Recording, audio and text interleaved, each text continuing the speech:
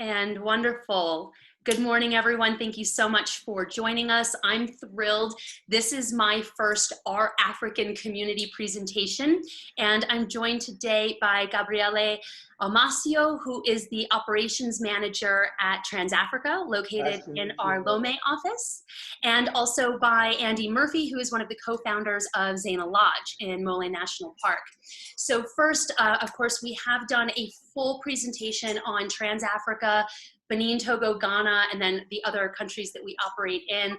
And I'll make sure that everybody has a link to that webinar in the follow-up. And with that, then we thought what would be fun, especially for me and hopefully all of you, is to present one of the lodges that TransAfrica books in the north of Ghana for when guests are looking to combine safari with all of that rich cultural experience. And I'm just absolutely thrilled. I got to chat with Andy last week. A little intro on Andy. Besides being one of the co-founders of Zaina, which, as I mentioned, is in Mole National Park and was the first safari lodge established in West Africa, Andy has more than 2 decades of experience in Ghana. He was a change management consultant for Accenture. He was a Peace Corps volunteer. He's worked on community-based ecotourism. He's led global market transformation programs with the World Wildlife Fund. And today, currently, in addition to what he's doing with Zaina, he continues to serve as a strategic advisor to multiple organizations, including the Philadelphia Zoo. I think he was actually just on a call with the World Wildlife Fund before the webinar started. Yes. And his passion and his enthusiasm will absolutely come through in this presentation. So I'll say just one more thing before handing it over to Andy. That's I've been to Ghana twice, and yet to go to Mole because for me I never have enough time in Accra. But he will tell you about flights from Accra and how to access Zaina as well. And what I just found so funny about learning about Zaina from the beginning is, for those of you that are familiar with safari, especially in East Africa, it was kind of described to me as like a nomad level property. But then I found out that in Ghana, it's classified as a 2-star lodge because there's not a front door. Can you imagine, think of all of the safari properties that you've been to and you love in Eastern and Southern Africa. Imagine your game viewer pulling up to the front of the lodge and you walking into the main reception, welcome lobby area, and them saying, because there's not a proper door, we can't give you that higher level. I mean, so with that, I thought it was just comical because West Africa is so nuanced. And that's exactly why you've got TransAfrica, you've got myself, you've got our partners to help make sense of all of those nuances in West Africa. So with that, again, at the end, Gabriele and I and Andy will help answer questions that come up. But Andy, over to you. Please take it away. Great. Thank you for that, Brooke. I'm just going to share my screen with everybody. Just while I'm waiting for this, what's interesting is that story that Brooke just told is Ghana uses city hotel standards. So as a result, because we don't have a shoe shine machine, we can't be a 3-star hotel. We don't have a tennis court, so we can't be a 4-star. And because we don't have a revolving door in our lobby like a move-in pick would, we cannot be a 5-star. But at the same time, we are the highest rated property by statistical landslide on TripAdvisor. So that is what it is. What I want to do today is I've given myself a timer. I'm going to speak for about 30 minutes. As Brooke knows, I'm a storyteller, so I could easily go over that because this is my favorite topic in the world, so I am timing myself. What I want to do is tell you a little bit about the park itself and the animals and the wildlife of Mole, tell you about the origin story of Zaina, and then talk about our connections to community and sustainability. And then I'll end with talking about the lodge and our rooms as well. And then we'll have time for Q&A where the 3 of us can answer your questions. But let's start with, I'm going to show you as many pictures as I can during the course of this presentation so you get a sense. This is a shot, an overview shot of Zaina and one of the water holes that we established. We put in 2 water holes right below the ridge line. We're inside of Mole National Park, surrounded pretty much by nothing but green savanna. And as you see, we get elephants close to us on a regular basis. This is a shot of the main property as well. The whole property is about 1 kilometer from end to end, 25 tented chalets and a main central facility. We're located in Ghana and West Africa, surrounded by Francophone countries. You see Gabriele is sitting over here in Togo. For those of you who are not familiar with Ghana, is about the size of the U.S. state of Oregon flipped on its side. And what's interesting is you go from tropical rainforest in the south, where Accra is located on the coast, up to the north where Mole is. Mole is about 5,477 square kilometers. So for US folks, that's slightly larger than Grand Canyon National Park, slightly smaller than Everglades National Park. And the only park in the continental US that's bigger than Mole would be Yellowstone. We happen to be in the northern part. For those of you thinking about coming to Ghana, you can be on an overnight flight from the US to Ghana and be sipping a drink by the pool at Zaina in the afternoon. There's 2 domestic airlines that fly people up to this regional capital, Tamale, and then we do pickup transfers, airport transfers, and this probably would also be done by TransAfrica to the park itself. What's special about Mole in particular are the elephants. It's probably one of the most intimate elephant experiences you can have on the continent. And the reason behind this, all shots from the lodge of elephants actually doing things like drinking from our swimming pool. This is one of my favorite shots of an elephant that actually walked on the wheelchair entrance, because this is a wheelchair accessible facility. So the elephant walked through the wheelchair entrance to just come and sit by the pool. What's interesting about Mole itself is that up until only about 10 years ago, there were only walking safaris in Mole National Park. So for the last 50 years, what's happened is the old male bull elephants have gotten so used to those walking safaris and being in close proximity to people on foot. For about the last 10 to 12 years, you've also had vehicle safaris. So what happens is they're very calm around humans, and they've trained the younger bulls as well to be calm. We don't really get the females or the young as much around Zaina. They tend to be deeper into the park where they can be protected. But as a result, we've had guests from South Africa who are used to male elephants and musk, afraid to get out of the vehicles around our elephants, and then they realize that they can get much closer. So what West Africa doesn't have is we don't have the big 5, but we do have a really intimate elephant experience and a good diversity of both mammals and birds. And I want to tell you a little bit about the rest of the species. Mole, of course, the elephants are the main feature. There's also 93 species of mammals. I'll talk a little bit about those in a second. We also have 350 species of birds. Ghana as a country has 708 species, and Ghana tends to be a great birding destination because you get both the rainforest species in the south and the savanna species in the north. You also get species that are endemic to Ghana, and then those that are migrating between South Africa and Europe. And then we have a couple different species of primates as well. Outside of the elephants, probably the biggest diversity is the antelope. On the left here, you have the cob, which are kind of like the impala of West Africa. So, you know, the impala are the most common in South Africa and East. The cob are our most common. They actually need to live within 3 to 4 kilometers of water. So by putting in our 2 water holes in 2013, we actually have automatically increased the population of those species. The other one we get quite commonly is the water buck, which is one of my favorites. This is a male water buck. They tend to come to the water holes at the lodge in the evenings as well. We also have the roan antelope, which is the size of a horse. Really, really amazing, but kind of elusive creature. But what we've seen is as we've established Zaina over the years, they keep coming closer and closer to the property. Then we also have hartebeest, which is another one of my favorites. These guys are a bit more into the northern part of the park. What's interesting is about Ghana is, for those of you who have been mainly to the east or tropical areas of Africa, is Ghana has a very pronounced, especially northern Ghana, dry season, rainy season. So this is a shot in the dry season. We're right now at the end of June and the beginning of the rainy season, which will last until about the end of October, and then you go into a prolonged dry season, which goes from December. I'll talk more about. Brooke, I realized I didn't put my buffalo shot in here, but we do have buffalo in the park as well. A couple things just about birds I wanted to talk about. This is a few shots of the birds we have. You have the red-throated bee-eater, the violet terracou, the Abyssinian roller, and then several species of kingfisher. So we get a lot of birding clients coming into Ghana and Zaina for the diversity that we have there.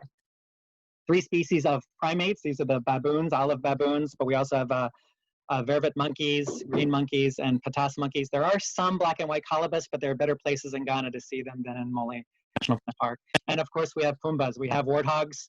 And I use this shot because this is actually the walkway to the rooms. And what you'll notice here is that we actually kept as many of the trees as possible in place, even in creating Zaina. We tried to disturb nature as little as possible. So even the initial wildlife pathways that existed, we tried to space the tent so that we could allow that nature to thrive. We don't have fences, so we get the elephants and other animals walking through on a regular basis. These are some shea trees, which I'll feature. Many of you may know shea butter from the body products you use. So you may not know that shea grows endemically in the wild in West Africa, and especially in northern Ghana. The elephants happen to love shea. I'm going to talk about shea a little bit later in the presentation as well. We have crocodiles. Funny thing about the crocodiles is they've been capturing the antelope and the cobs, but they moved into this water hole within 2 or 3 weeks of it filling it up. And we never know whether the crocodiles had like spidey senses to know when there was water, but we have crocodiles in the water holes. And this is my favorite wildlife shot ever. We do have hyenas in the park. They're probably the dominant predators. This was from the end of February 2017. The prior morning, a leopard had killed a female water buck right by one of our water holes. And we know it was a leopard based on the way that the kill had happened. We happened to be fully booked, so all of our guests got to see this. We happened to have a Ghanaian woman that evening celebrating her 50th birthday party. So on a whim, in the late afternoon, I went out to the water holes and put up some camera traps just to see what would happen around the carcass. By this time, the vultures had come in, and it was kind of an interesting show. And so while we were up that night having a celebration on the main deck by the pool, there were essentially hyenas going all over below Zaina, going after this kill. So these are one of the shots that we had found. You often won't see hyena in Mole National Park during the day, but you'll hear their calls. They have this really beautiful, distinct call that you can hear from your room. So West Africa is not the big five, but we have an amazing diversity of species, and I think you'll find, and your guests will tell you, that it's one of the most intimate elephant experiences they've ever had. There's nothing quite in the world like seeing an elephant on foot in the wild. It's just, it takes your breath away. I'm going to flip now and stop talking about animals and tell a little bit about our own personal story, and I'll start with myself and my co-founder, John Mason. So, as Brooke mentioned, I first went over to Ghana in 1998 as a Peace Corps volunteer, left a very good paying job with Accenture in DC, and got probably one of the best jobs ever on the planet. My job description was literally this, and John Mason was my boss at the time, who's now my business partner, said, well, Andy, there's elephants coming out of Burkina Faso and raiding some farms along the Red Volta River Valley. So could you please work with those communities to help stop that? These are all the chiefs from that area that I worked with in those days. We think there's potential for tourism, so you'll need to explore, and I had a budget to build a canoe. This is me on said canoe on the White Volta River, which actually comes out of Burkina and eventually feeds the Volta Lake in southern Ghana. And then there was a women's farming association that I worked with. I was a Peace Corps volunteer for 3 years, working with John. John is an interesting character. John is a Canadian who's lived his entire life in West Africa. He was born in northern Nigeria. He is more like a Nigerian in a white man's body. He's done a lot of things. One of the things he did was once he rode a motorcycle from Paris to Accra over the Sahara. He actually did his master's research on the impact on the environment and conservation of creating Mole National Park. And how John and I linked up is that after his master's research, he created one of Ghana's first conservation organizations called the Nature Conservation Research Center. It was actually the idea of Jane Goodall at a conference she spoke to in Accra. She was at the time expanding the Jane Goodall Institute across the globe and had asked John to set up a chimpanzee research center in Ghana. By the time John had set up that organization, Jane Goodall's board had actually asked her not to expand anymore. So he had the organization and he started. And one of the things John had learned during his master's research was that you needed to find, for conservation in Ghana to be successful, you had to find communities that had an indigenous belief system behind conservation. So John set up Nature Conservation Research Center to do that, was using Peace Corps volunteers to work with these communities. I helped John work on a proposal to USAID, and we created the Community-Based Ecotourism Project, and we ended up working with communities across Ghana that had this indigenous belief system or some kind of cultural background to them. I happened to make up a position called the Northern Coordinator, and I got hired to work with all the tourism sites in northern Ghana. This is all the sites we work with across Ghana. I know that Gabriele and TransAfrica probably works with many of these. One of the first places John helped found was a monkey sanctuary in southeast Ghana with Mona monkeys in the Volta region. We also worked with several others that I just want to highlight briefly because what we learned during this project led to the creation of Zaina Lodge. Another one was Sirgu, which is a community in the Upper East region of Ghana near where I was a Peace Corps volunteer, who had a tradition of decorating their houses that had died off over the years. So this woman, Melanie Kasisi, founded the Sirgu Women of Pottery and Art to help bring back that life form, not only in decorating the houses again, but also creating other art forms like pottery and different types of canvas artworks as well. At one point, we were able to get one of these paintings hung in every single hotel room at the Golden Tulip in Accra. If you actually go to the Golden Tulip in Accra to the swimming pool, you'll see a wall painted that looks like this. We actually were able to bring the women down at that time, and that wall is still painted to this day. And Melanie Kasisi is kind of like my grandmother. She's a close personal friend. Another one is Tongo. This is the Tongo Hills and Tenzuk Shrine. This is about as close as you can ever get to the Flintstones in real life. Imagine traditional houses amongst granite boulders. They have this amazing festival called the Golub Festival, which takes place right before the farming season every year. And the month before that festival, the entire community dresses in traditional clothes. So this is a shot from that time. The gentleman here is actually now, he was the assemblyman at the time, was an elected official. He's now the chief. I actually worked with him in the late 90s, early 2000s to get the first Peace Corps volunteer placed in Tongo, but an amazing, amazing community that I know TransAfrica works with. Then the other is the Wachau Hippo Sanctuary, which is about 2 hours northwest of Zaina. It's a community that had a traditional connection to hippos, and they're right on the Black Volta River with the border of Burkina Faso. We helped actually set up this sanctuary many years ago, and they've now won international awards. They're actually now a partner of the Calgary Zoo, and the Calgary Zoo actually fashioned their hippo exhibit many, many years ago after the Wachau Hippo Sanctuary and invited the chiefs of Wachau to come as well. So one of the things that we learned about during this time of working with these community tourism destinations is much of Ghana was built for backpacker tourists. And we realized that if you wanted tourism to be an economic engine for growth and for conservation, you had to find a way to invest in high-end accommodation. And we couldn't find anyone to do it, so we created our own company. I actually left Ghana in 2004 to see whether I was still committed. I was in danger of being the expat who could never leave. John Mason wanted me to be his mini-me, so I threw a Hail Mary pass back. I happened to get into Harvard Business School and went away for 3 years, did a joint degree at the Kennedy School as well. But what I found during my time there is I kept going back to these challenges of high-end accommodation and tourism in Ghana. At that time, John was working with the Ghanaian government to look at concessions in national parks, because Ghana was one of the few countries in Africa that didn't have high-end hotels or any hotels really in its parks. So as that process was going, we got some funds from an investor to look at doing a lodge in Mole National Park. So I went back, I got a science grant from the Kennedy School, I got a grant from Harvard's Social Enterprise Program, went back in May of 2006 to do a feasibility study. The gentleman who I had my hands around was actually James Brama, who was one of the leading guides in Mole at the time. He was the guy who led the elephant teams during my Peace Corps research. And then this gentleman over here, Zach, is one of the leading bird guides in Zaina today. He helped us with that study, but he actually worked with him at Zaina to this very day. So I wanted to share that story with you so you know that everything that we do at Zaina is really founded in the community. And as much creating Zaina was also about giving back to Northern Ghana, giving back to the people around Mole National Park. One of the ways that manifests itself is the spear wall, which is in our main facility. This is an homage to the Gonjas, who are the dominant tribe right outside the park. They were a warrior tribe, and so we did this spear wall as an homage to their history. We also try as much as possible use local and traditional materials. All of the teak that we use for all the roofing structures at Zaina came from smallholder plantations around the Brong-Ahafo region, kind of south of where we are. We also tried to roof all of our buildings in grass like they do in northern Ghana. To the artwork. This is actually, remember I just talked about the women of Sirigu and their pottery. We actually brought their team to Zaina when we started to decorate the entrance to our gift shop. And you'll notice that we try and have as many fabrics and art from all over West Africa and what we've done. To the fact the entire lodge is decorated in a northern style. Right outside the park in the community of Larabanga, we have the oldest mosque in West Africa, the Larabanga Mosque, the shot out of the mosque.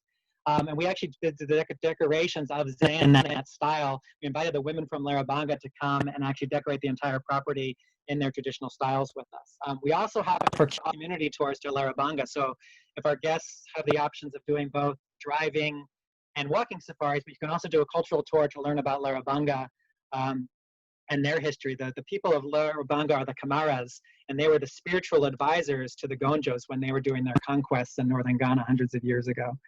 Another community we work with right outside the park is Magnori. Magnori actually does a couple things that we let our guests to participate in. One is they do a traditional village tour, so you can learn about the culture of northern Ghana, but you can also learn about shea butter production. So I talked about shea earlier and how prevalent it is. You can actually learn about shea. We actually, all the shea that we use at the lodge and that we sell in our gift shop comes from Magnori. And it turns out that all the soaps that we use are made from a local company. So all the soaps and body products at Zaina are made out of shea butter. So we're trying to be as much as possible connected locally to the communities. Incidentally, all the wild honey we use in our breakfast services and sell at the gift shop comes from Magnori. But we also offer a canoe safari.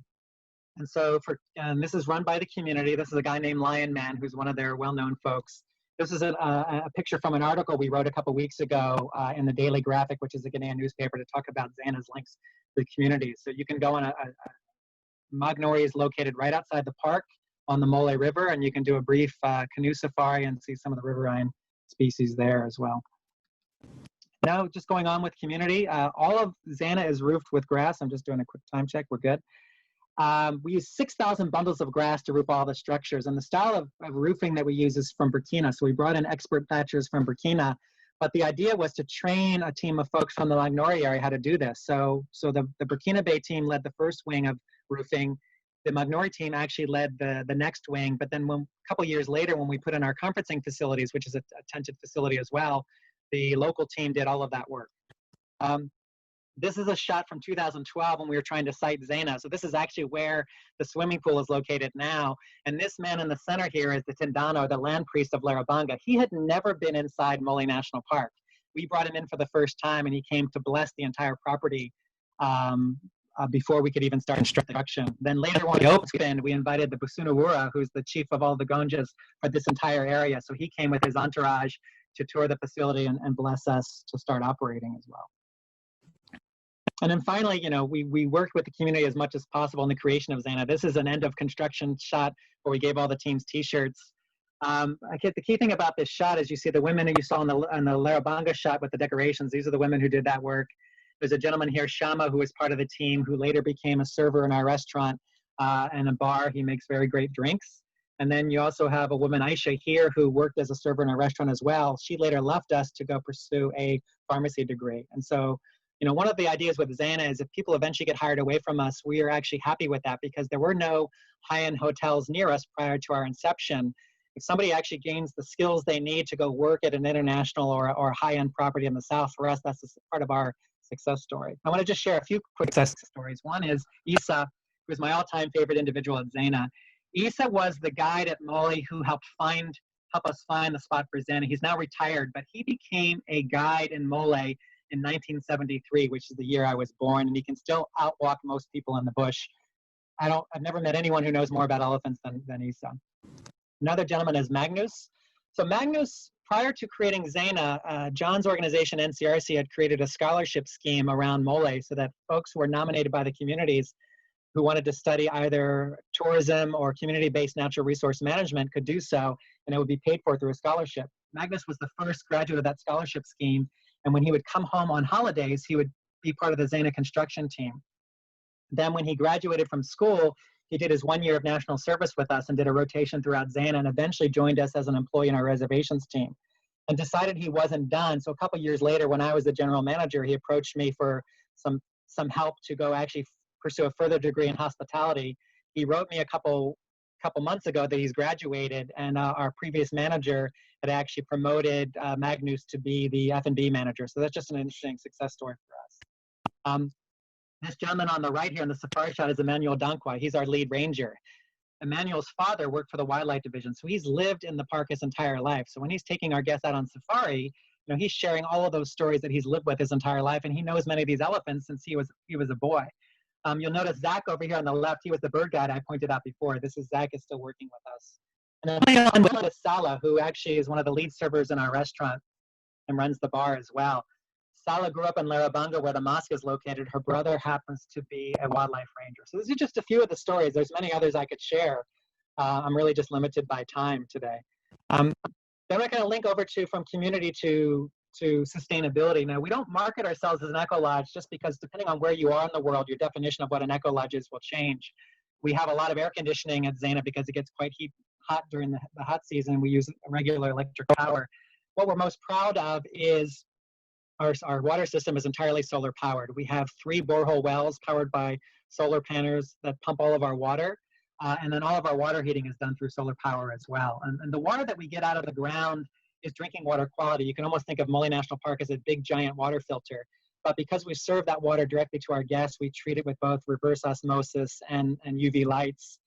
And also we serve that water directly because we want to try and limit the amount of plastic that we use as well. The other thing I want to say that's a bit different is that Many of you might be used to safari lodges in Africa that focus on international guests, and that is something that's important to us. But we built our original business plan around domestic and regional clients as well. And a big percentage of our guests are both Ghanaians and people from the surrounding cities of Lomé and Abidjan, Ouagadougou, and places. This is actually a shot of the Alassane family. Andrew Alassane is a bar owner in the regional capital, Tamale, where our guests will fly into, and he had his whole family come in to visit right around the time we open. And so I just wanted to highlight that domestic clientele is really important to us. I'm going to shift now, as I've told you about kind of where we came from, and just show you the lodge itself. As I said earlier, we're 25 individually tented chalets. We're about 1 kilometer from end to end.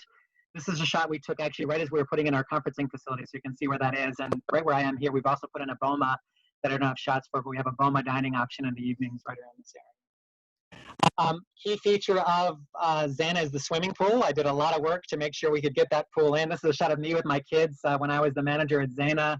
I used to have them doing summer camp, so their summers growing up were spent at Zaina Lodge.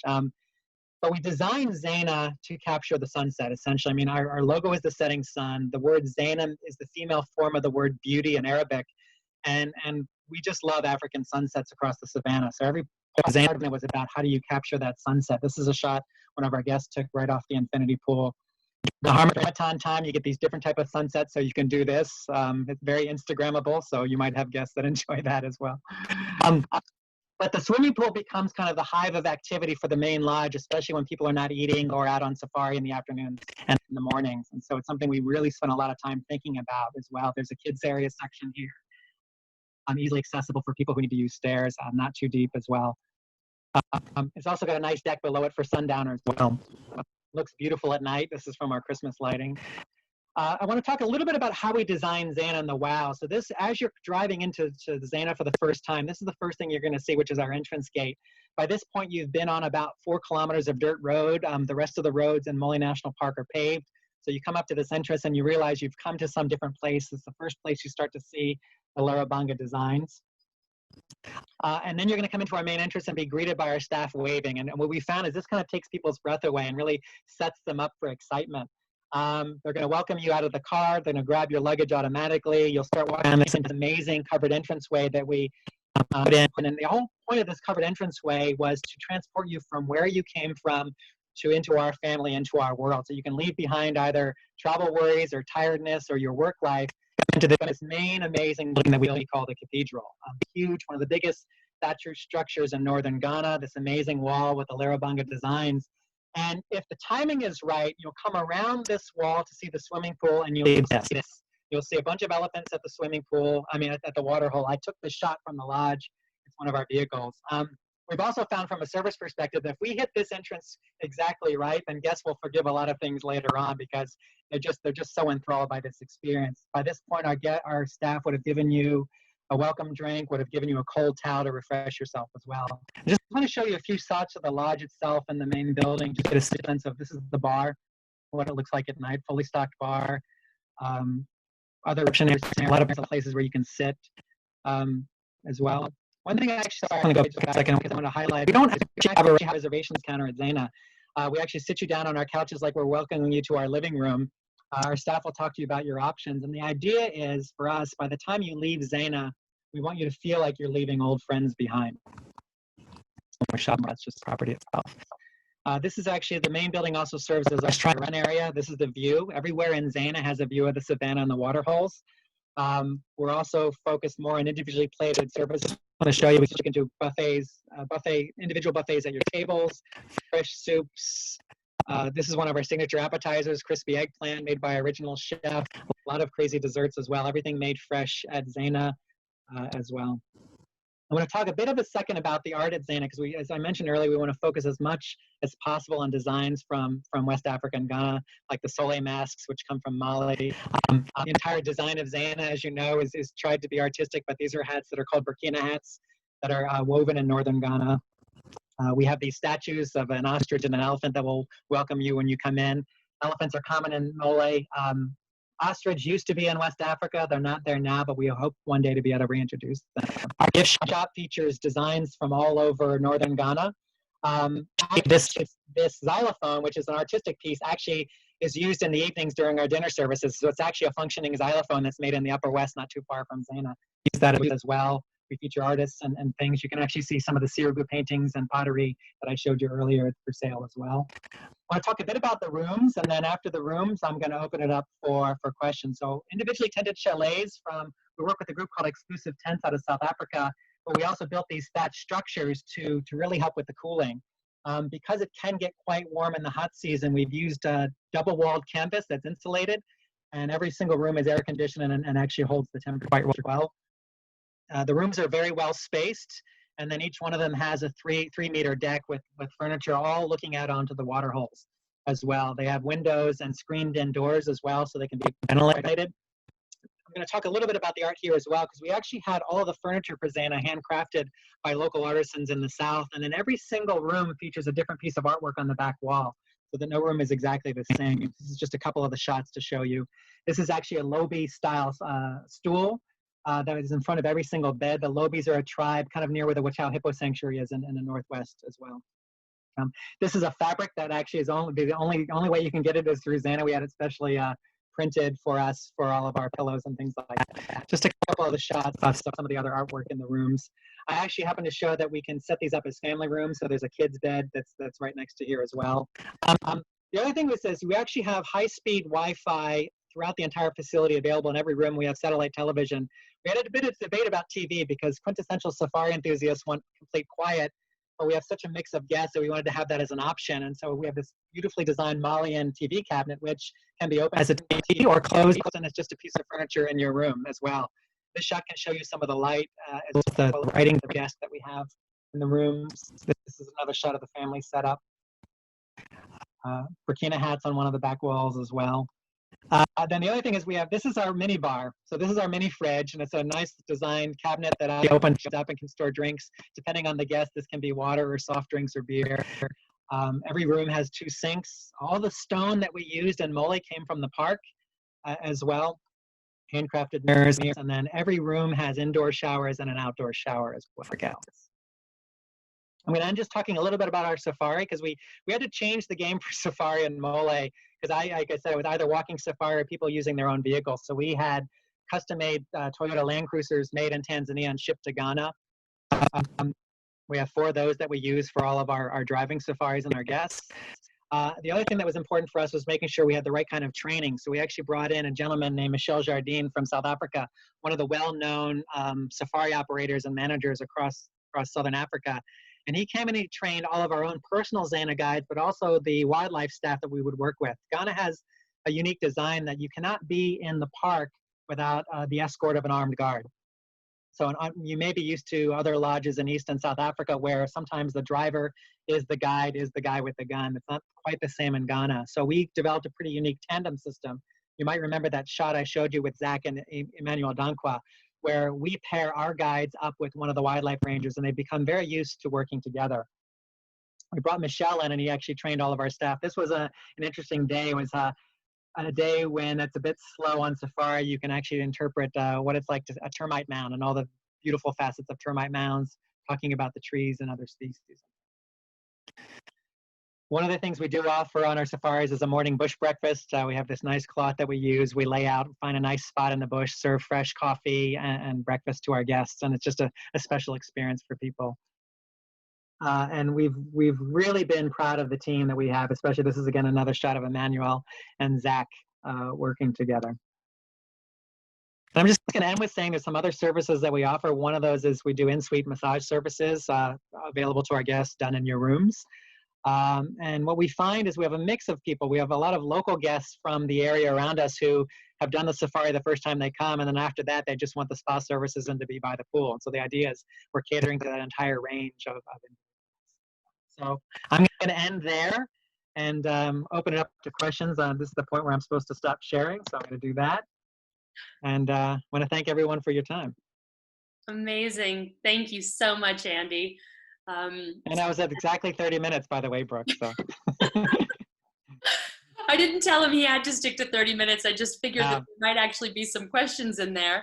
And so as we have questions possibly coming in, just a couple of things that Andy spoke about that I wanted to highlight. I mean, you know, he spoke about the monkeys in the Volta region and some of the other wildlife experiences that you can have as well. On the first trip that I did to West Africa with TransAfrica, we drove through that Volta region, and I was actually able to go and see the communities that are protecting those monkeys. So it is really fun to kind of combine in different areas around the country. And also, I mean, those of you that know me very well know that art is something that I'm so passionate about. So yes, I got the Kente when I was in Kumasi, and we stayed at the Golden Tulip. So the Golden Tulip is one of the hotels that TransAfrica uses and books with different itineraries as well. And that was something that I said to Andy, I thought was just so amazing to see. Same thing with some of the artisans that they've used up at Zaina. We can set up meetings of you know, guests with them in Accra as well. So the connections and the tie-ins of all of those things that I think are amazing just came together so beautifully here. And I definitely have some questions coming in now. So I will start over here in the chat, and then I'll get to the ones in the Q&A. So I apologize if they're not necessarily as curated or flow as well as I might usually. Price points. So yeah, Andy, can you just kind of speak a little bit about the rack rates and what's included in those rates as well? Sure, and I think what I'll say is people who are booking through us, there'll be special rates that TransAfrica uses. So our rack rates range from, and because we have a range of clientele, we have everything from bed and breakfast to fully inclusive. So bed and breakfast rates start at about $220 a night per person, going up to our all-inclusive package, which is just about $400 a night, which includes all 3 meals, soft drinks, as well as 2 safaris a day. So that's kind of the range that we're in. What we found is we're a bit cheaper, say, than what you pay for a similar lodge in South Africa, mainly just because West Africa is a different market. You didn't have people in Ghana that were used to this kind of paying per person type structures that you have in the rest of the safari industry. Excellent, thanks. And what other country would you combine with Ghana? And is Ghana a year-round destination? So Andy, Gabrielle, both of you, either of you? I'll let Gabrielle take that first, and then I'll yes, please. Yeah. In a couple of weeks of time, we can combine a very nice tour only in Ghana. I thank Andy for the idea to build such kind of nice lodge.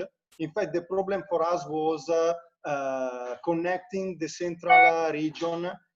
We were talking about Kumasi, for instance, to the northern region, which are culturally very, very important. So as you saw in the pictures, Kumasi is in the forest. So we left the forest and we found this flat savanna, an endless landscape, and there were nothing around till you reach the cities of Bolgatanga or Wa, but with basic level of accommodation. So thanks for such kind of lodge like Zaina. Now we can cut a long journey, and so Zaina is a very nice component of a cultural tour in Ghana.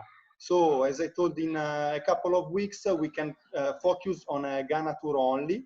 If not, we can extend with Togo and Benin, which are smaller, but complete the sense of this tour, adding then the excitement of voodoo and many other very interesting dancing masks, such kind of unique experience. So we can combine a couple of days with a full immersion in nature and go ahead with the cultural purpose of TransAfrica. Just one thing I'd add there is in terms of seasonality is I think what's beautiful about northern Ghana is you have this distinct dry season and rainy season. So my 2 favorite periods to visit are actually starting right now, which I'm missing, which is the very beginning of the rainy season where the fresh green grass is starting to come up again. So late June into July is a fantastic season. And then also, I actually think, you can come year round, but then also the beginning of the Harmattan season from December to January, where the humidity drops down to about 10%, and it's more like the southwest of the US, and it's a cooler climate. So those are 2 fantastic times, but you can come to all of Ghana any time of the year.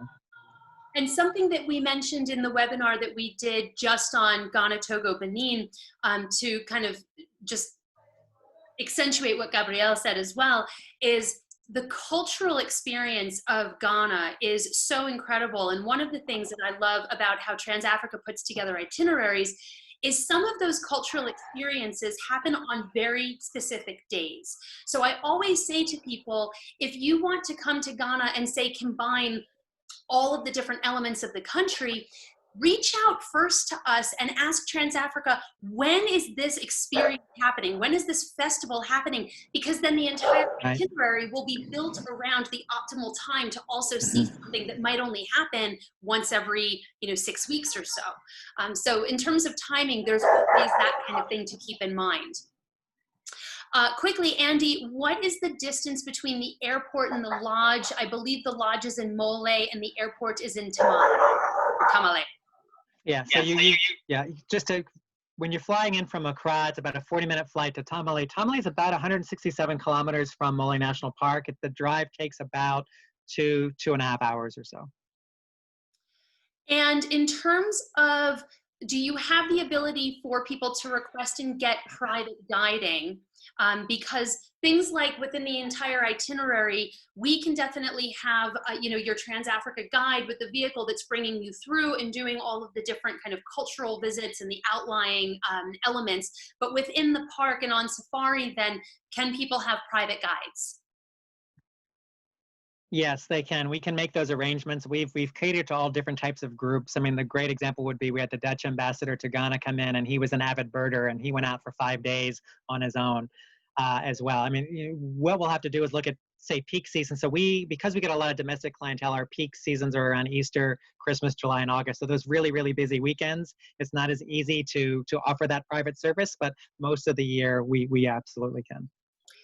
And are there also flights from Kumasi? So if guests were doing the Akwasadai festival and wanted to carry on, Gabriele, do I see you shaking your head? Yes. Yes. You're not compulsory to spend a full travel north, but once you are in Kumasi, in an hour flight, you can reach Tamale and then connect to the lodge. So even people would like a sort of extension, a shortcut to north, they can profit about these reliable flights and enjoy a little bit of relaxed wildlife.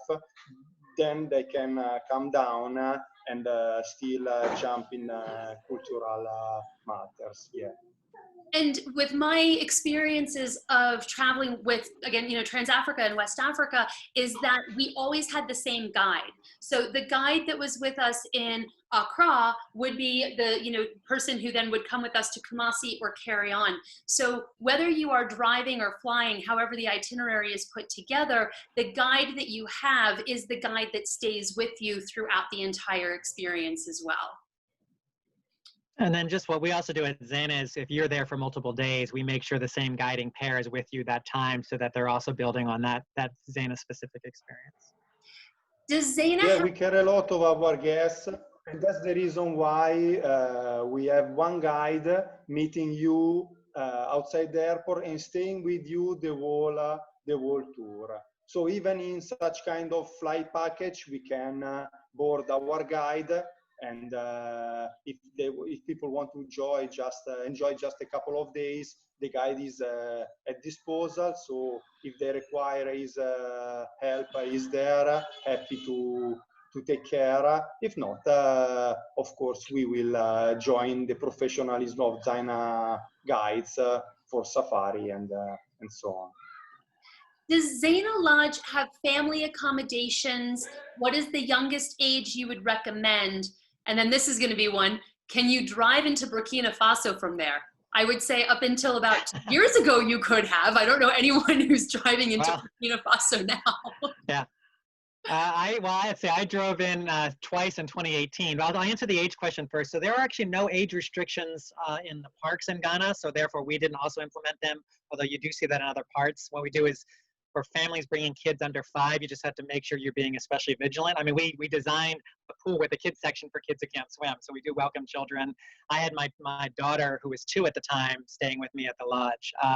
We just, we also make sure, because it is, park with wild animals, and any family or anyone is leaving after meals in the evenings, they get escorted back to their rooms. In terms of family accommodation, so all of our rooms are the same basic layout of a double bed. there's a couple of different family options that we've used. One is that we can put up to 2 extra beds, additional beds for families in that room. We also have about 3 or 4 room groupings where 2 of the rooms are sharing the same common sidewalk and very close together, so you can have like a family setup. We do hope to one day actually have a whole family tented option. That's probably a couple years out for now. But we've had no problems accommodating families in the last several years. I I will. would like to spend a couple of words more about driving up to Burkina Faso. All right. It's not just a matter of security.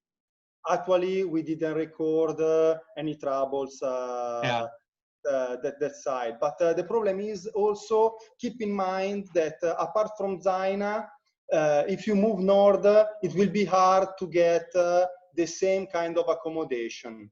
So you have to consider the kind of guests you are dealing with. And apart from Ouagadougou, which is not reachable in one-day drive, so you have to stop in Po,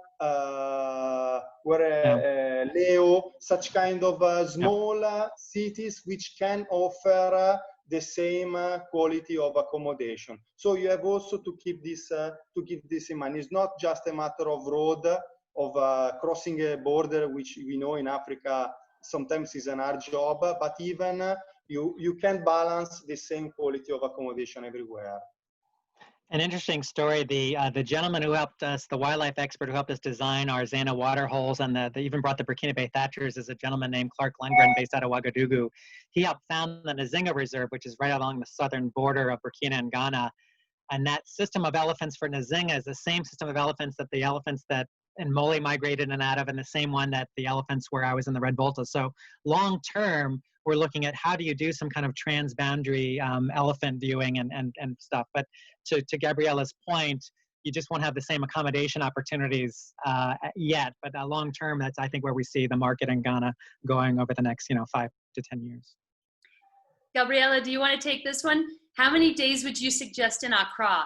I will say you could never have enough days in Accra. Yeah. Yes, it's true. How many days do you got? I feel like then we have to combine many other aspects. So Ghana can be a really nice and long journey. So I would say a couple of nights at least. And then, so people are just asking me also if I can see the questions. So again, I'm sorry, but I'm toggling behind some people who have put questions into chat and some into the Q&A. If people want to just start putting them into the Q&A, I'll focus on that in a second. Right now, I'm still kind of going through everything just in chat, but we will get to them. This is then, I think it's going to be two-part between both of you gentlemen. The first is specific to the lodge and COVID, and then the other is just West Africa and Ghana in general. So definitely a little bit about when can we start sending citizens, well, US citizens, but anyone in the world to West Africa, Ghana, and then what has the lodge started to think about or put in place in terms of COVID?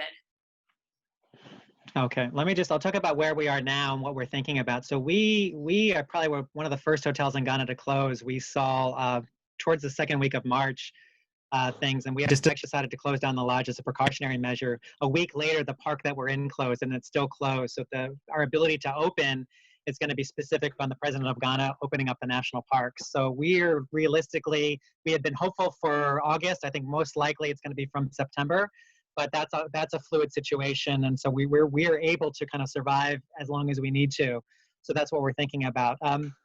What's interesting is without COVID in mind, we designed the lodge to actually handle something like this. So first of all of the rooms are more than 10 meters apart. What we've talked about in reopening is we may start with half of that room inventory and have every other room open. Because that main facility is so large, we can actually do well-spaced dining options throughout that main facility and around the pool to keep people separate and have very strict health and sanitary requirements in place. So I think we're ready. I think what's interesting with Ghana is, so Ghana's at about 8,000 or 9,000 cases now, relatively few deaths, so you're not seeing the same impacts. But Ghana's been recognized globally as one of the world leaders. They shut down the borders of the country, which are still closed. I mean, just for everyone on the call, I had my son born 6 weeks ago who's sitting in Tamale, and I haven't been able to meet him yet because the borders are closed. So his name is Joseph. His mother, Nestor, is in northern Ghana. And because the borders are closed and I would have to quarantine if I showed up there, I'm not able to go yet. But I think Ghana has really put they had stricter protocols coming into the airports, even when I went in February, than you saw in the rest of the world. So I think I can only speak to Ghana. Gabriele can probably talk about the rest of West Africa. I will start saying that if I have to compare numbers between West Africa and I don't know, Europe, South America, Northern America, unfortunately, I have to say that is the lowest number of infection West Africa. So West Africa is the safest place accordingly with the numbers. Then, as of 3 weeks ago, the Savannah region where Zaina is was one of the 3 of the 14 regions in Ghana that actually had 0 cases so zero far. cases, Yeah. right. Then It's mainly around the borders and then the south. Yes, the situation is that West Africa is moving forward step by step. Few locking down has been reopened.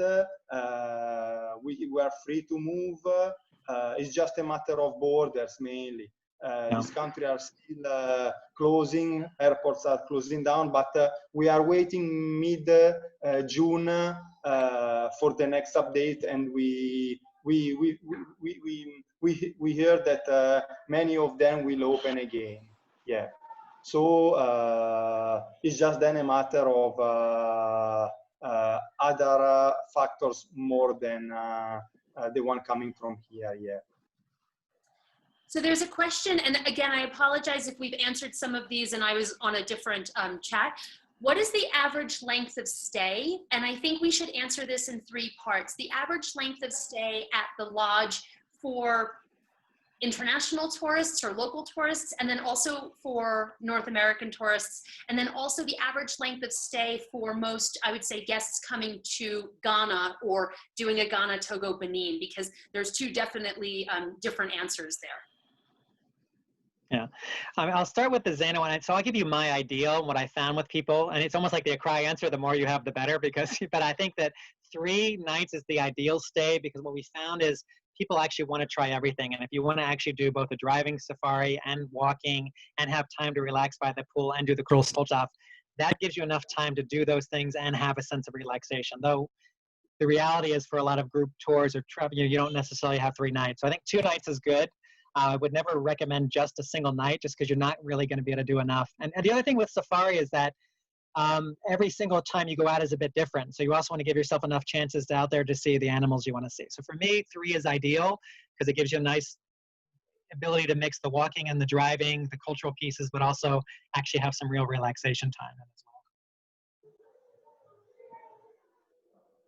well. Gabriele, do you want to say anything about just Ghana in general, or a Ghana, Togo, Benin kind of combo in terms of the average time necessary to really do justice to the region? I would combine the 3 countries with 16, 14 days for a very nice and complete tours focused on the coastal region, the central region, and of course with this flight transfer with Zaina Lodge as well. The fact that, for instance, and we keep the 2 weeks time still for Ghana. Yeah. Then we have an extra we can use in Ghana is, as I told before, a reliable flying connection from Accra, Kumasi to Tamale. And so we can avoid to drive up and down from the same road. So for instance, you land in Accra if the tour starts in Ghana, and then you can fly up to Zaina to start your experience and then drive down instead of driving up and down. Or you can keep the Zaina experience at the end of your stay. But I feel like for a complete tour, combining other countries like Ghana, Togo and Benin, we say is something around 16, 14 days, not less. Yeah, our tours are well fit, full of activities. In fact, West Africa is unique. As you turn the corner, you will discover something unique, and so you require a lot of time. Yeah. One of the things I want to just add there that I appreciate about Gabriele and TransAfrica is that they've focused, even since I was a Peace Corps volunteer, on northern Ghana, and you get a lot of folks who don't, who really just, a lot of the Ghanaians you meet or even the tour operators are so focused on the south, and that's all they're going to ever offer to you. And then hands down, the north is my favorite part of the country. I often have been on radio and TV in Ghana introducing myself as the American who's going to show Ghanaians the rest of their country, because a lot of them have never been north of Kumasi, and it's an amazing, vibrant place. And so I think hats off to Gabriele and his team for getting more people up there. So I think yes, from north to south, you move into different worlds. And the fact is, historically, it's very important to combine the three regions, south, central, and north, because they are connected. And so this makes sense. Yeah. And so there have been a couple just follow-up questions about access, which I think that we've answered. You can fly, you can drive. There are flights from Accra, there are flights from Kumasi. You can drive. So another drive in terms of part of an overall itinerary.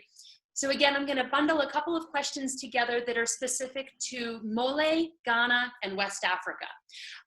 Can we please speak about what vaccinations are required for West Africa? Do we need malaria pills or prophylaxis for Ghana and for Mole? And then specifically, if there is a medical problem while a guest is at Zaina, what is the kind of, is there a hospital nearby? What are the medical facilities nearby? So take it away, guys. Oh, why don't I start with Ghana specific and Zaina specific things, and then hand over to Gabriele. I'll talk about medical emergencies first. So we actually, there's a regional capital just outside the park named Damongo, 21 kilometers away. It's now going to become a regional capital like Tamale. There's a hospital there, and we work quite closely with doctors on call for immediate emergencies. For more severe issues, there's a Tamale Teaching Hospital, which actually where my son was born through cesarean section, and it's a fantastic world-class hospital, really great treatment. So we have pieces in place. In terms of vaccinations, the only vaccination required for Ghana is the yellow fever vaccination. So everyone, all of your guests will have to have their yellow WHO card, and they do check that religiously at the airport. So I always remember when I'm getting out of the plane to have that. All of Ghana is a malaria zone, so you will need a prophylaxis. I've always been on Malarone, but there's different options for your guests as well. So I think that we've not had any major, we've had a couple issues where we've had to call in doctors, and they've always been on call and ready to go. We know that's an important thing for any of our guests. I would extend the same for the West Africa in general. So mainly is the yellow fever vaccination. West Africa is an endemic area, and so we strongly recommend prophylaxis, or at least keep in touch with your doctor. Yes. Yeah. But the rest we can apply and this speech for all West African countries. Yeah. And of course, so a follow-on question to that. Obviously, you're going to see in all of your documentation from TransAfrica that we are highly encouraging. You have to have traveler's insurance. I understand that that's something that is very talked about and a little bit unsettled these days. But the specific question is there an emergency evacuation service like flying doctors in East Africa that you have in Ghana and West Africa? Yes. They actually have this. Yeah, go ahead. Gabriele will have more experience. They are moving forward. Yes, we have such kind of service now. Yeah. Andy, can credit cards be used? And of course. Yeah. No, but of course, then everything is related to the package of the insurance you subscribe. But the service is available. Yes. Yeah, I actually met the pilot who does those evacuations. He came to Zaina once, so he's an Italian guy, actually, Gabriele. Can credit cards be used at the lodge, Andy? Yes, yeah, we both ahead of time, but also while you're there, we have we accept credit cards at the lodge. That's not a problem. And both actually Ghanaian debit and credit cards and international cards as well. Great. There's a question, this is usually a very broad one, but can you describe the typical visitor from North America? And I would say, Gabriele, do you want to speak a little bit first about just kind of the typical North American traveler that TransAfrica works with? About the visits we suggest them, of course, for hotspots in particular, Accra and the surrounding area. So Accra means a cosmopolitan city from the past, so the old indigenous area to the newest buildings. Then we have many arts, musics, even nice restaurants with tasty foods. So we can combine several experiences in the capital city. The coffee makers, museums. Yeah. Sorry, I think that my question didn't come through. Not the typical visitor. So in terms of the visit, as I mentioned, I will absolutely include the webinar that we did just on Ghana that explains very much, you know, the itinerary. But in terms of the sort of clientele, traveler, guest that we've worked with from North America. I didn't get you, sorry, bro. That's okay. So actually here, let me answer, because I've been able to work on this quite a lot, and then Gabriele can take over from me there. In the 2 years, well, year and a half now that I've been working with TransAfrica, I would say I find that it's actually very diverse, the type of clientele that we have hosted and that we've worked with. TransAfrica has a long history of doing really incredible immersive group tours. And so quite often you will find a single traveler, a couple that wants to do something that they've set up specific to the cultural and festival experiences. But then also most recently, things that I've come across, truly, we've worked with, I mean, and some of you have probably heard me say this, I mean, we've worked with Hollywood producers because of the film industry. We've worked with art buyers because of the art industry. We've worked with anything from your neighbor to a top NFL football player that's looking to go back to Ghana, the year of return, that heritage travel, people that want to retrace their roots. They've done their DNA test at home and they realize that they have a connection to Ghana or to the continent. So, I mean, we've really worked with multi-gen families that just want a really unique, different experience to, again, that single traveler. The travelers tend to be older. It is still a destination where we can work with families, but I think we just tend to have more of your millennials looking for the urban environment to the cultural enthusiasts. But really, it's been very wide ranging, the sort of a visitor that we have hosted and worked with. And I'll just echo what Brooke said. We see, it's interesting, 2019 was the first year where we actually had more Americans than Ghanaians. The two biggest groups coming into Ghana are Americans and actually Ghanaians living abroad, followed by Dutch, Germans, and British. Because of the year of return, Ghana had a really big year in 2019. But it's not just the year of the return. The entire U.S. has a big presence in Ghana. So a lot of times the West African headquarters are based in Ghana because of their stability. So you're right, you get those heritage travelers coming in. You get a lot of other business folks as well. And we've held a whole range of people up at Zaina. We've hosted the last several U.S. ambassadors as well. Can you say again, please, the name of the Hippo Guardian Group, and then speak a little bit more about the ecotourism model and community benefits?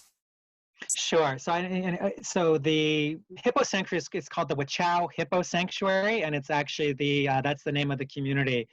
And they are a community-run sanctuary. It's about 15 kilometers by 4 along the Black Volta River. Happen to be situated on an island that's very ideal for hippo births and breeding.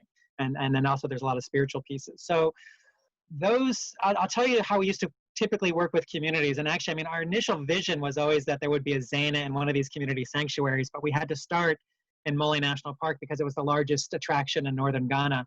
My dream one day is to be able to go and put a Zaina in at a Wachau or one of these other places when the market is right.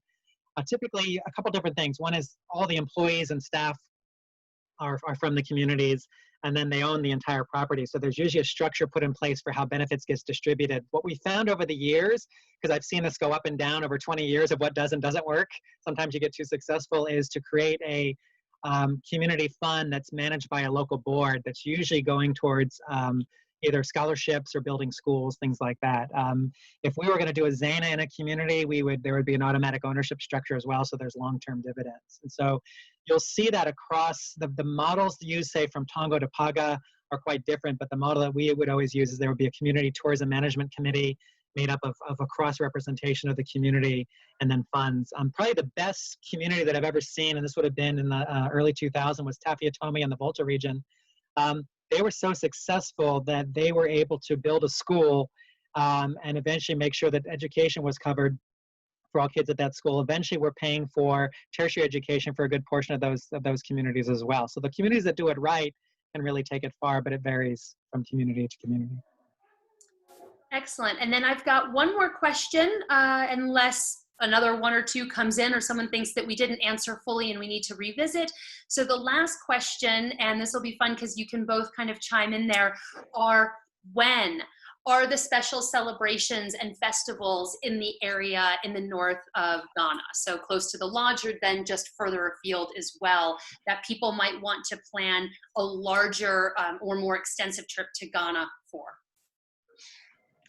Well, maybe I'll just talk a little bit about what I know of Northern Ghana and then branch out to Gabriele's and his pieces. I think that obviously my favorite is one that I featured, which is the Golub Festival, which is I'm going to talk a little bit about that because it was one of the most amazing experiences I've ever had. So imagine that entire community in Togo is dressed in traditional clothing. The challenge is that they're on a lunar schedule and it's not the exact same time each year. The Ghana government has been trying to get communities to have a regular date, but the problem is that there's a tradition, there's a belief behind it. So we camped out overnight on these mud roofs at Tongo one year, and woke up at 2 in the morning because all of the Tindanas, the land priests, woke up in the middle of the night, and you go with them and they invoke the spirits of the ancestors to bless the farming season that's coming. And then imagine everybody is wearing that traditional clothing you saw, including me. There's a great author named Kofi Akpabli who's written a lot of short stories about Northern Ghana. If you actually open, I'll send Brooke the link when I can find his book. If you open up his book, there's a picture of him with a tourist. Now, the irony was, I was the tourist in that shot, and he was actually the tourist. I'm the one that brought him there. But what happened is these communities have been planning all year. There's 8 different communities of a song to basically taunt their rival community. And they start coming out in the course of the day and dancing in circles and kind of insulting each other in the local language. But it's this cacophony of like colorful clothing and things like that. So that's just one of the many festivals. I would say, because Northern Ghana is also has quite a bit of Islamic culture. I mean, there's both Christianity and traditional religions. So even being in Northern Ghana at the end of Ramadan for the Eid festival and to watch that sharing of food is a beautiful thing. The fire festival in Tamale. So there's a lot of many that I'm sure Gabriele could kind of send the schedule of when different things happen, and I'll flip it over to him. Yes, we have many festivities, cultural nice ceremonies. As Andy suggests a few of them, I would complete saying that the period of traditional ceremony in the south and central region goes from May, end of May, to September. Then we have some festival occurred in October, like the Millet one, which is very important. We have a very nice tour scheduled. This is in the Volta region. And those festivals are among the annual ones, so it's one per year. And the festival takes over a week of celebration. But then we have some scheduled ceremony accordingly with the traditional calendar of these different cultural groups. I'm thinking about the Ashanti in Kumasi, which every 42 days display a very different ceremony, goes from the Akwasidae, the Avukudae, on a Sunday, on a Wednesday, and then we have other very nice ceremony we can attend, like Andy was saying, for instance, the end of the Ramadan, but still thinking about the Ashanti heritage, the funeral, for instance, which is not the burial, which is not the sad moment of a funeral, but is a colorful and very happy ceremony. And this takes place every Saturday. So I said that we can combine at least every 2 weeks a cultural, real event. in Ghana as well as in the rest of the part. Then there are also people from the south which are related to the voodoo religion, and so this is another word. So they don't have fixed dates, or at least they have like many other religion, a day in which they practice, in which they worship, but then accordingly with their needs they can ask the help of gods, of deities, and so we can combine with many activities, many cultural festivals, yeah, every time. Andy, the festival you were speaking about specifically, what month was that taking place? It's usually sometime in March, but it can be anywhere from end of February to April. It's that phase of when they decide to announce it. But I think that's something that Gabriele can easily be in touch with the leaders of those communities and timing it. And I think that's exactly my point earlier is, I mean, I would never want to just, you know, pick a week or a month to travel. I would want to have that conversation, figure out what I'm interested in, when it's happening. So two other festivals that I'm being asked about specifically, is the famous stool ceremony happening or to resume anytime soon for tourists to experience? The Ashanti Aquasidae. I'm going to assume so, yes. I'm actually sitting right next to my Ashanti stool that I got last December when I was there. Yes, the cool. Yes, this happens every 42 days in a Sunday. So there's a private ceremony. The king attends in the stool rooms, and then he meets all the chiefs of the Ashanti kingdoms, and all people are free to join the king to show their submission. And even foreigners are invited. Is a nice thing to take place. We follow strictly the behavior, the rules of the Ashanti, and as the speaker introduce ourselves, and we all bring traditional gifts for the king as well. So it's not a matter to be tourist, but you are really a part of the ceremony. Yeah, I've been up to Kumasi twice now, and Alberto, the founder of TransAfrica, he knows this brilliant trader from Mali, actually, and he's now based in Kumasi. And so when I was there this past December, we went to go and meet with him, and I was able to buy this beautiful ancient golden stool from him and his collection. So being able to experience the stool ceremony, to be in Kumasi, and then to meet with some of Alberto, specifically his, you know, art connections, just amazing. Another festival. One interesting cultural point, Brooke, is that chiefs in the south are installed, in the north they're in skin. So chiefs don't sit on stools, they sit on skins. And the key skin for chiefs is the cob, which is the most common antelope in Mole. Chieftaincy in northern Ghana was actually an imported concept from the south. It didn't exist. You only had the Tindanas, the land priests. So that's just an interesting thing where the culture of the south and the north vary quite widely. For those of you who have gone over time with us, I thank you, because you can see how the three of us we are so passionate and so in love with the experiences that you can have in Ghana. Another festival question is if I pronounce it incorrectly, I apologize, Hommowo, Hommowo. Do you typically feature the Hommowo festival? That festival is not that easy. Many of the festivals are announced well in advance, and so we have time to plan. Many of them falls accordingly with the elders' decision, with the change of the moon, and so we know the period, but very often we don't know the dates well in advance. So we can combine many festivals, many ceremonies, but this one is a little bit unpredictable, yeah. How is travel during Ramadan? Do they close restaurants, or Muslims, do they fast, and can others go about their lives, or how is the tourist experience during Ramadan? It's not like traveling to some heavily dominated Muslim place where things shut down. Everything in Ghana is fully functional throughout all of Ramadan. I think what you find in, probably the best way to describe it, in Ghana, you have a looser interpretation of the Islamic. And so I think that it's not like you would go, I've flown into Dubai before during Ramadan and I couldn't find anything to eat during the day. You don't see that in Ghana at all. Restaurants are still open, properties are still going. It's just that the day of the Eid festival is a public holiday, but all hospitality institutions are still open during that time.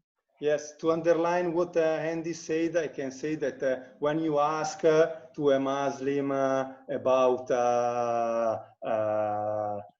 this, he can answer. You can listen him saying that first he's an African and then he's a Muslim. So really the ancient animistic roots, all this behavior, this kind of society is well sharpened. I mean, there's no affection tourist or any other part of daily life. No. I'm smiling now because a lot of our team members from Zen are actually listening into this call, and we'll be working with Gabriele when people start to book, but they may have their own interpretation. A lot of them are also Christians, but one of my favorite reliefs I've ever seen was actually at Sirigu, and it showed a picture of a two-headed man. And in one hand he had the Bible, and the other hand he had a chicken, and it was almost like the chicken was still like the hedging his bets. So and when you find that people have, especially in the North, whether they're actually Christian or Islamic, people still have a traditional belief system. Even if you're going to have a Christian wedding or an Islamic wedding, you still have to go do your traditional wedding ceremony, actually across Ghana, before you do that other service. So there's a duality that exists in Ghana that you don't see in many other places. And what I always loved about Northern Ghana especially was you didn't see any of this animosity across religions. And so our meeting in Northern Ghana, you might start with a traditionalist pouring an alcohol libation to the ancestors, and a Christian priest will do the opening prayer, and then an imam will do the closing prayer. I loved it because you had Christian holidays and Muslim holidays off, and at the end of Eid, your Muslim neighbors would bring you food. So it's just this beauty and interweaving that you just don't see in other parts of the world that I think is really special. And I think I mentioned, oh, sorry, go ahead, Gabriele. No, I was just saying that it's in syncretism. So everything is mixed up and is really amazing. Yeah. I think I mentioned it in the webinar that we did on Ghana, Togo, Benin, that what surprised me from my time there is actually, I want to avoid Sundays.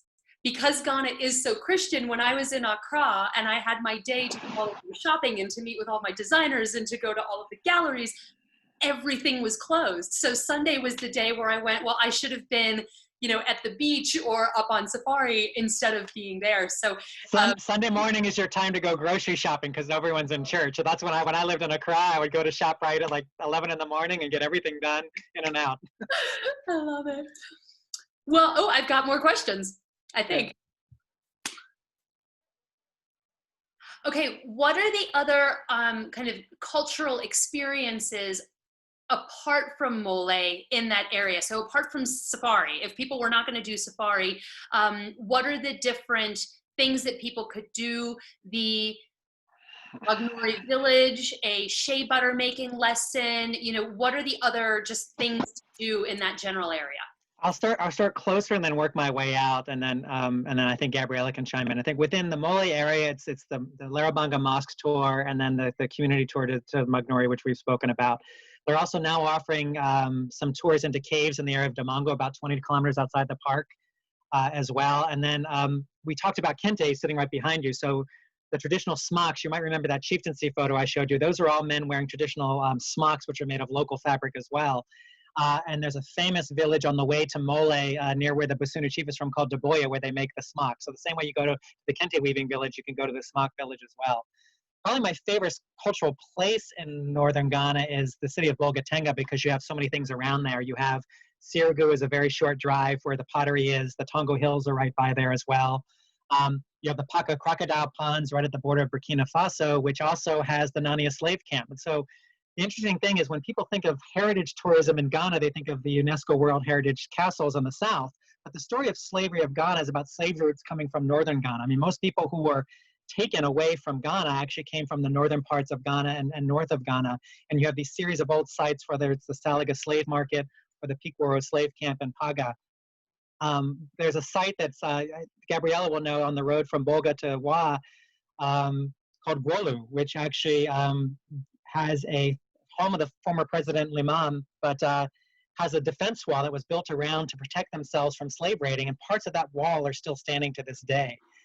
We were able to help get UNESCO in to put a shed over it, but can you imagine, you've got sections of a wall that were protecting villagers from slave raiding that's still standing to this day. It's like a piece of history that you can touch. So I think that the answer to that is the more time you have, the more things you can really dig into and see. And I know that Gabriele will have sites that he uses on a regular basis. I'm speaking as the Northern advocate right now, not just the Zaina advocates.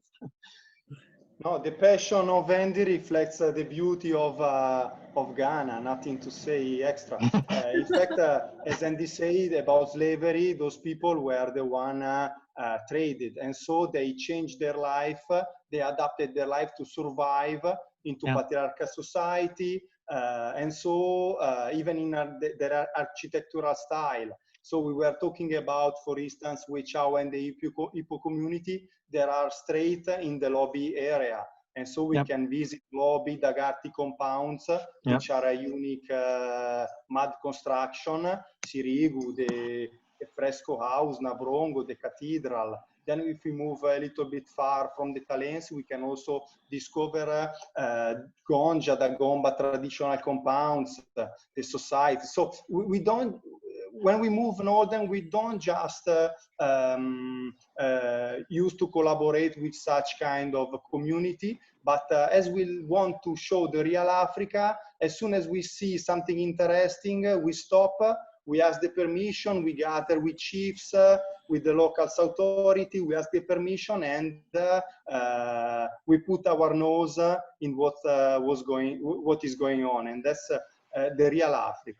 So there are witches villages, a lot of things to discover. The Kolanat way, and so that's the reason why there was a strong connection. If you have a look to the previous webinar we had, you will discover about the ancient road of the Kolanat, and so the reason why the Muslim came down and built all these as Larabanga. So we can visit all sides of site.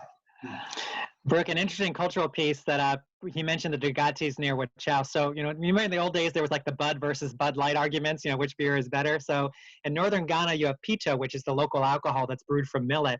And there's two versions of it. There's the Dugati Pito from the Upper West, and then there's the Kusasi version from the Upper East. And people have a very serious arguments about which one is better, the Dugati Pito or this. That's another, for people who are willing to try that kind of local stuff.